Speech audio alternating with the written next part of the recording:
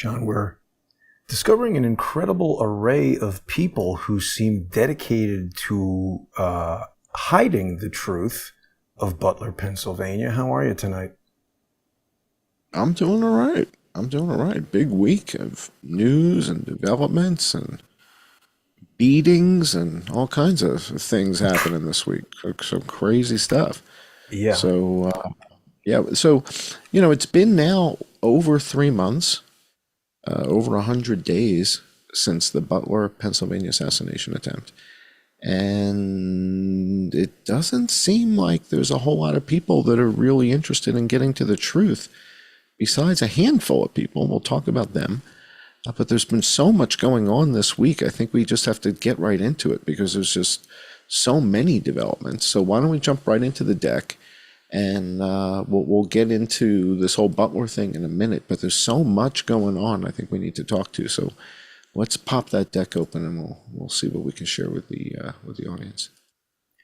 Yeah, I mean, I think the thing is, it's not just a matter of people who are avoiding the truth, because I think there's certain people that we would expect that from.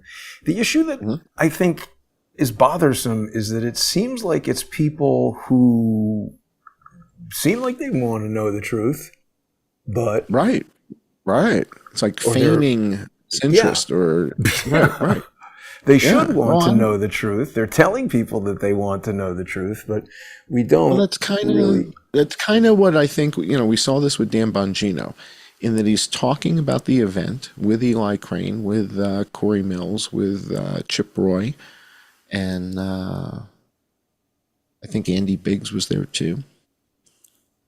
And yet, when we share all this evidence with him, he shows no interest. So it doesn't add up. It's like it's not the way normal people act. So that means something's up. So, all right, so let's take a look at kind of what's happened in this past week. It's been a pretty big week as far as developments and stuff. Yeah. You and I had a chance to sit down with Dr. Malone. You want to talk about that for a minute? I feel very good about that. Not only, just from the standpoint of, we had the beef with this guy. We really don't know him and don't know the details of everything that went on. We had some idea that we kind of divined from the internet. But the fact that we were, and this happened with two different people. Look, I feel good about this. You get into conflicts with people. Nobody likes that. But with Ian... Let's talk about that for a second. Let's talk about the conflict with Dr. Malone for a second, because there may be people who are like, well, what did they do to him? Yeah, what did they do to him this time? What happened? All right, so what happened was I posted something that said January 10th, the WHO said the first guy died from COVID. Because the WHO said January 10th, the first guy died from COVID. By the way, when was this, John? It was more than a year ago, wasn't it? It was just about a year ago, in fact. It was just about a year ago. So I posted something saying that, and Bob Malone responded. And he's never responded to any of my tweets before. This is back when I think we were still calling it Twitter, and we weren't calling it, SpaceX, SpaceX comms system, or whatever he wants us to call it this week. Yeah. All right. So we were still calling it Twitter back then. So he responds and he says, "Not true, facts matter." And it was kind of derisive. At least I took it that way. And, derogatory, facts matter. It's like, dude, I'm citing the WHO. Facts. And you ended up calling him up directly.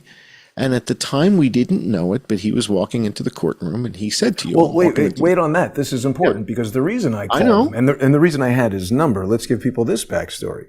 Because... Well, no, that's a lot for this YouTube show. I think let's get into that when we get to the stuff. That's too much for now. Okay. So you call him and you confronted him and said, hey, if that's the case and Cullen's wrong... Is there data like at, ChineseDeadGuy.com or something? He said something like he had firsthand knowledge, right? So I said, where can we find that? And he's got upset on the call, but it was because he was going into court and under all kinds of pressure, and I just sort of caught him on the phone. Yes. All right. So to jump to the end of the story, he comes on the show this past week with us. Time is an interesting lens, right?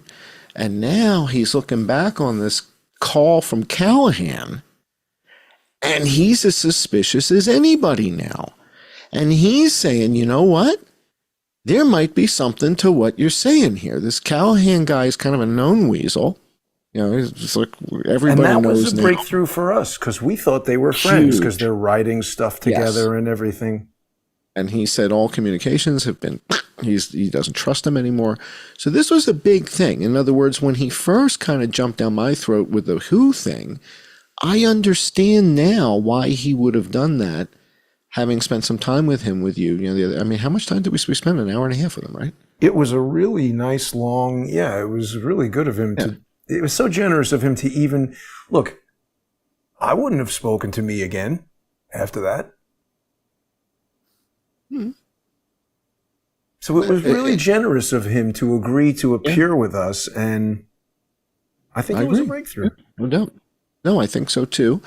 Not just in, you know, his graciousness in order to, you know, sit down with us, but in that, you know, his consideration of what we're talking about here, and that Callahan may have used him.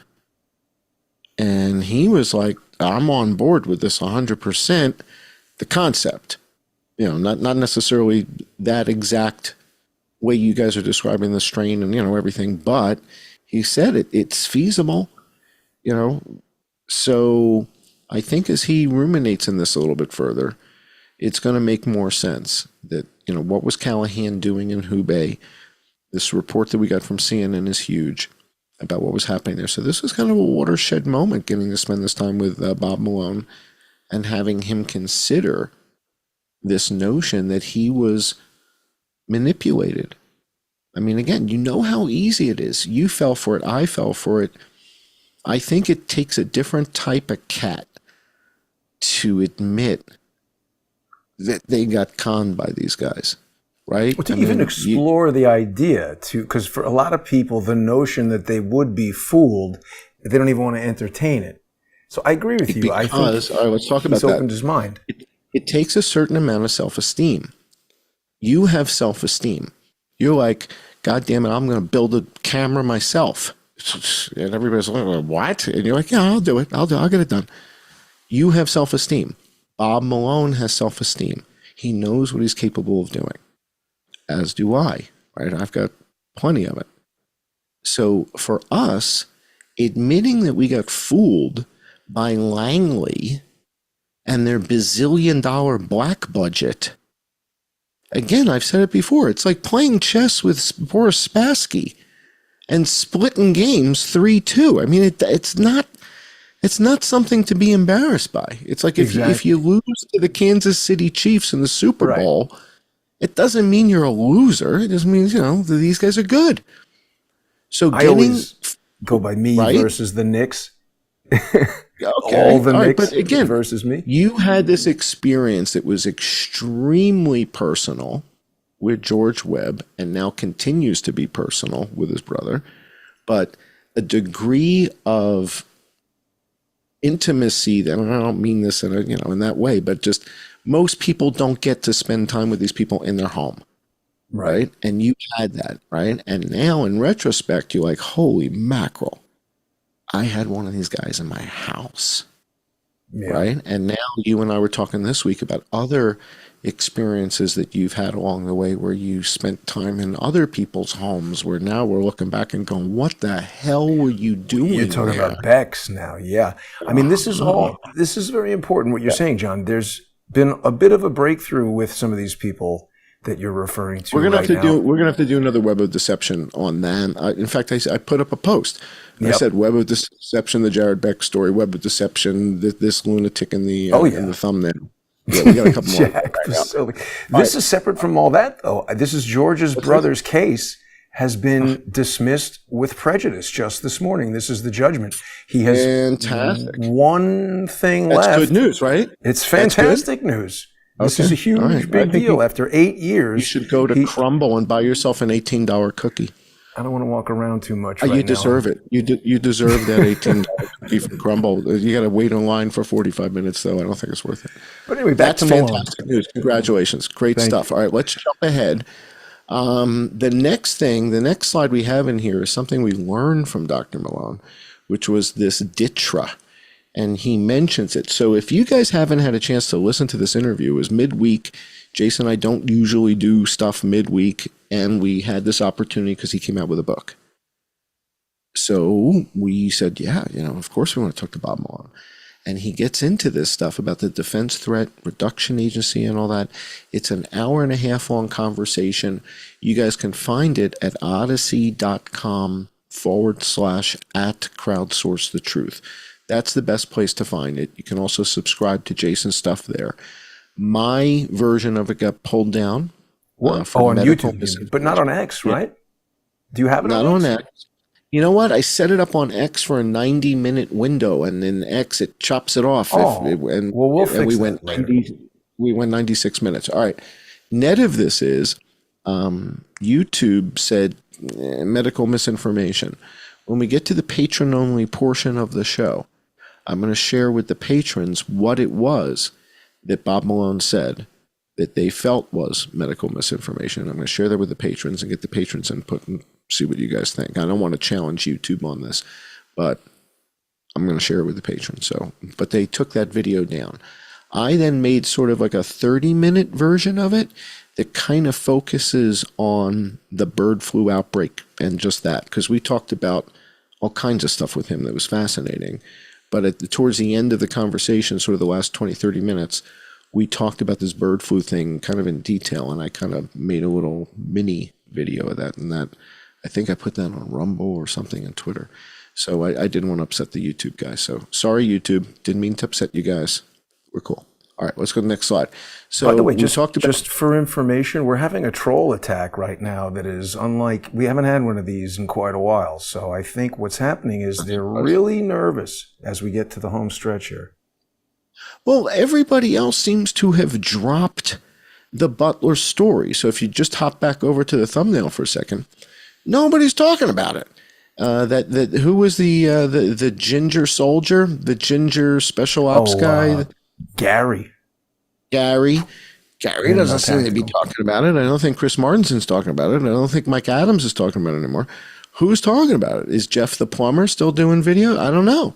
But the kind of stuff that we're doing, you getting the unredacted materials, Ken Silva getting the complete unredacted autopsy was tremendous. I mean, tremendous work. And I'm going to share with you guys more of what the Crowdsource the Truth audience, what this team has been able to accomplish in just a second. It's going to blow your mind because we're doing stuff that nobody else is doing. Nobody else has got the unredacted documents. Nobody else has got the unredacted autopsy report. But isn't it weird that other people don't draft off of that and say, hey, look at this. These guys got this, and then build on it? That's why I think our audience is now starting to look askance, kind of sideways at Gino, at Posobiec, at all of them, male and female. The pretty ones, the homely ones, all of them. Because nobody's showing any interest in this. It to me, again, because I go by thickness, right? So, it's kind of weird. It feels very similar to me showing everybody, well, look at Hong Kong. It's got 4 people dead. Look at Shanghai. It's got 3 people dead. And nobody says anything. It's like Whitney Webb doesn't find that interesting that Johns Hopkins says there's 3 dead in Shanghai. You don't want to. Fascinating to me. Nobody finds any of this interesting either, except for a former Navy SEAL sniper who seems to be one of the few congressmen that's not on the take because he just got there and they haven't been able to get to him yet. And the other guy's 82nd Airborne. And those are like the only 2 guys who seem to... Wouldn't those be like the 2 guys you'd want to listen to? You'd 82nd Airborne guy and the Navy SEAL sniper guy who've been to the thing. Corey Mills chartered a jet and rescued people from Afghanistan. Yeah, that's pretty baller. We couldn't pull it off as a country, and he did it as an individual. So you're talking about 2 guys who are exceptional, and nobody seems to be interested. I mean, this is too weird for words, man. I don't know how to explain it. we got a great comment here from Tanya, who's with us on YouTube, saying that Flynn and or intel agencies are the common denominator with these characters. It's absolutely correct. And we got to get into that, not today on this show, but... You know what? For anybody who wants to dig into that, Jason and I did an episode of Web of Deception. You can pull it up on one of your channels here, show people. We did a Web of Deception about General Flynn. And is he sort of the male spider here in the Web of Deception? And there's a pretty high possibility. When this third assassination attempt story came out about this guy, what's his name? Vem Miller. Vem Miller. Great. Everybody named Vem. Never heard of Vem in my life. I'm assuming he's Serbian or something else. Well, no, he's got some other name that's his real name. That's what Miller, I'm saying. Yeah. So I'm saying he's not. Yeah. So Vem Miller supposedly is on his way to go, and then they pull him over for an assassination attempt. And Mindy Robinson pops out of nowhere and says, I know this guy. He's not going to kill anybody. And next thing you know, General Flynn, the former national security advisor, chimes in and says, thanks, Mindy. Your word's good enough for me. And I'm paraphrasing, but effectively, that's kind of what happened in a 24-hour window.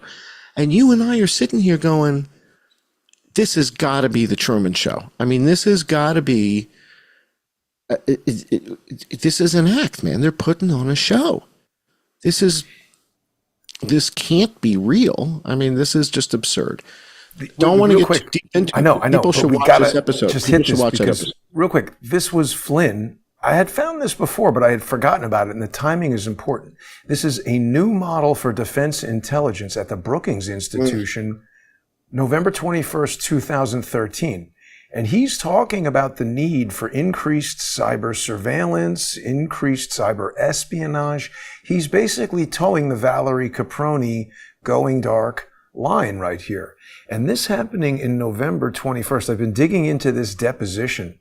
We found a deposition of Donald Trump having to do with a hotel property in Miami or a condo property in Miami where he's being deposed by Jared Beck, the lawyer who introduced me to John Snyder, who sunk Miami's case. Jared Beck. And you were introduced to Jared Beck by? George Webb. There we go. And so this Brookings Institution interview. So wait. So slow down one more time. George Webb introduces you to Jared Beck. Mm-hmm. And Jared Beck is the attorney for? Well, he is the principal at Beck and Lee, and he sued the DNC. And is deposing Donald Trump. Right? Yes, 2 months before this, he deposes Donald Trump. And in there, he's asking him all about Felix Sater. Also, I just searched it for Felix Sater, and I saw where they were talking about Felix Sater. Now I'm kind of going through it to a little bit understand the narrative. And Trump is saying that this whole project, that this lawsuit is over, came to him from Bayrock, which is Felix Sater's company. So Trump even says, I don't even know how it came about. There was this company that had an office in Trump Tower, brought us a surprise. So they're setting him up in the same way they set me up with the Port of Charleston. This is all Web of Deception, guys. If this is the stuff that you guys are interested in, you've got to watch this Web of Deception series. Watch the episode that we did about General Flynn. And we've talked about Felix Sater. We've talked about the missile systems. We've talked about Afghanistan. Oh, yeah. I mean, TWA 800. There's a lot going on here, and it's a fascinating series. I mean, we got 28, 29 episodes here. I mean, it's really something serious. So check that out. Let's hop back over to the deck because we only have another couple minutes before we have to go to the patron thing. We start a little late, so we'll give you guys another couple minutes, but Bill Gates has been poking around. He wants to start a new religion, he said. Yeah, I heard about that. Yeah, but he's been looking at my tweets, and that's new. So we haven't seen that. Let's just do 2-3 more slides, and then we'll go over the patron-only portion. Ooh. So one of our patrons lives in the neighborhood and has been sending us images of the Crooks residence and keeping an eye on any suspicious activity near the Crook's residence. And if you go to, so first of all, if you look at the vehicle that's in the driveway, that vehicle's not in the driveway anymore. So that's not there. Now, this may be Now, what are we looking at here? Is this like a Google Earth image of the house. No, this car, though. This is not a Hyundai. No, that looks like it's older Toyota GMC. I can't tell. Nissan something, I think. No? Round logo there? I don't know. It's not there anymore. Yeah, anyway. Not sure. All right, so let's go to the next image in the deck. And this was 2 days ago. 2 days ago, there was a vehicle parked outside, and the Crowdsource the Truth viewer, patron, member got a photograph of the vehicle and the two gentlemen approaching the Crook's house. Now, this is the type of work that nobody else is doing. No one is surveilling. Nobody's watching what's happening here. This is the home of a potential murderer, right? And the home has been apparently not lived in. There's no activity going on for the last couple of weeks. These guys show up in a rental car, and it looks like they're knocking on the door. And is that something under his arm there? Does he have a package under his arm? Doesn't or is that look on the like railing? it. Oh, yeah, no, that's on the railing. That's the mailbox or something. Mailbox. Okay. So these guys come up to the door, and it doesn't appear as if they've got an appointment because nobody else come. So it's just kind of odd because it's a rental car. If we go to the next slide, I'll show you how we know that. So I put out like an APB on Twitter. Within an hour, we had the VIN, the vehicle. Yeah, this is right. You can't get the owner information easily. Oh, unless it's a rental. I didn't know that. Yeah, you got to be the cops to get the owner name. All right, so we find out it is a rental, and it's owned by 6T, S-I-X, big letter T, Rentals, and I've already been contacted by someone at 6T that has said, if you guys need to know who rented it, we crowdsource the truth here too. All right, so this is the extent, this is the power, and this is what scares Langley. This is what scares Fort Meade. They've never had to deal with all of us at once before. There's never been anything that allows us to do this before. And these platforms are basically backfiring. So, in other words, everything that Adam Sharp has ever said in public about Twitter, we're doing back to them. Exactly. Yeah. It's like we're flipping the panopticon around and turning it into a solar oven, and it's really freaking them out. And I love it. I think this is so cool. I sent you a private tweet. I said, how cool is it what we get to do, that we get stuff like this from you guys, that we get photos of dudes walking up to Crooks' house. Nobody else in the world is getting this stuff but the Crowdsource the Truth team. But and we really don't know who those guys are, right? Don't they just look like TikTokers or something? They don't look like FBI to me. But they rented a car. Who the hell rents a car and drives out to the house? Well, if and they don't have. Dude, I'm not saying they're FBI. For all, who the hell knows what they are? I don't know. They could be NBC wants to do a special. Somebody could be documentary guys. Could be selling vacuum cleaners from right now. But two creepy guys at the Crook's house 2 days ago. Well, let's do this, John. We've been on for 25 minutes. Unless there's any more slides you want to show, I think we're ready to make our way over to the sponsor-exclusive segment. People can join us there on subscribestar.com/IamJohnCullen, patreon.com/IamJohnCullen, odyssey.com/@crowdsourcethetruth, crowdsourcethetruth.substack.com or subscribestar.com or patreon.com/crowdsourcethetruth. Stay with us, everybody. We'll be right back. And thanks to everybody who is sponsoring